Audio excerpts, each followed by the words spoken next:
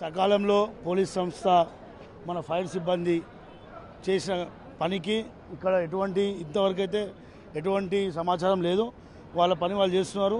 Already ACP sir madam వాళ్ళు care హాస్పిటల్కి phone చేసి 2 అంబులెన్స్లు అదేవిధంగా ఏదైనా ప్రాణ నష్టం ఉంటే ముందుగానే జాగ్రత్త పడి వాళ్ళని పిలిపించడం జరిగింది. దేవుని దయతోటి ఏ ప్రాణ నష్టం జరగొద్దని కోరుకుంటున్నాం. ఫర్నిచర్ గోదాం కావడంతో పెద్ద ఎత్తున మంటలు వ్యాపిస్తున్నాయి. ఎందుకంటే అవునండి, ఫర్నిచర్ కాబట్టి అంత ఎత్తున మంటలు వ్యాపించినా కూడా సకాలంలో స్పందించిన మన పోలీస్ వ్యవస్థ కానివ్వండి, ఫైర్ సిబ్బంది కానివ్వండి, అంత పెద్ద గండం నుంచి బయటపడ్డాం మనం. పోలీసు వాళ్ళు వీళ్ళు సకాలం స్పందించాం కాబట్టి ఈరోజు మనకు ఎటువంటి నష్టం జరగకుండా కనిపిస్తుంది. దయచేసి ఇంకో అర్ధగంటలో అంత ఇక్కడ క్లియర్ అవుతుంది. అప్పుడు మనకి ఏమైనా ప్రాణ నష్టం అయినా తెలుస్తుంది. తరలించేందుకు ఆల్రెడీ కేర్ హాస్పిటల్ కాల్ చేసి సార్ ఏసీపీ సార్ గారు 2 అంబులెన్స్ కూడా చెప్పడం జరిగింది. కేర్ హాస్పిటల్ అలర్ట్ చేయడం, ఎందుకంటే ఇక్కడ మీకు దగ్గర ఉన్నది కేర్ హాస్పిటల్ కాబట్టి సకాలంలో ట్రీట్మెంట్ అందించడానికి ఆల్రెడీ సార్ వాళ్ళు చెప్పడం జరిగింది. నేను ఇంతకుముందే చూశాను. 2 అంబులెన్స్ కూడా ఇప్పుడు తక్షణమే రమ్మని చెప్పాను. చూడొచ్చు మనం ఈ ప్రమాదానికి సంబంధించినటువంటి ఇప్పటికే లోపల మంటల్ని కొంతవరకు అయితే అదుపు చేసినట్లు కూడా తెలుస్తుంది. దట్టమైన పొగలైతే ఇంకా అలముకుంటున్నాయి.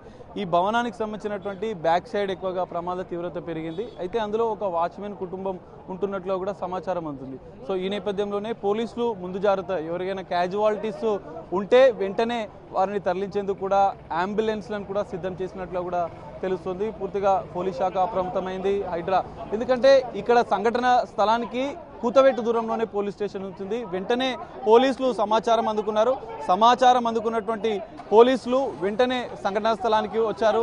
అనంతరం సంఘటనా స్థలంకి వచ్చిన వెంటనే ఫైర్ సిబ్బందిని సమాచారం ఇచ్చారు. క్షణాల్లోనే ఫైర్ సిబ్బంది చేరుకోవడంతో కొంచెం మంటల వ్యాప్తి కూడా ప్రమాదాన్ని తగ్గించే ప్రయత్నం చేసినట్లు కూడా స్థానికులు చెప్తున్నారు. మొత్తం ఈ భవనానికి సంబంధించినటువంటి గ్రౌండ్ ఫ్లోర్, ఫస్ట్ ఫ్లోర్లో ప్రమాద తీవ్రత పెరిగింది. ముందు వైపుగా ఇంకా మంటలు వ్యాపించకుండానే ఆ మంటల్ని అగ్నిమాపక సిబ్బంది సకాలంలో చేరుకొని ఆ మంటల్ని వ్యాపించకుండా కొంత తగ్గించే ప్రయత్నం చేశారు.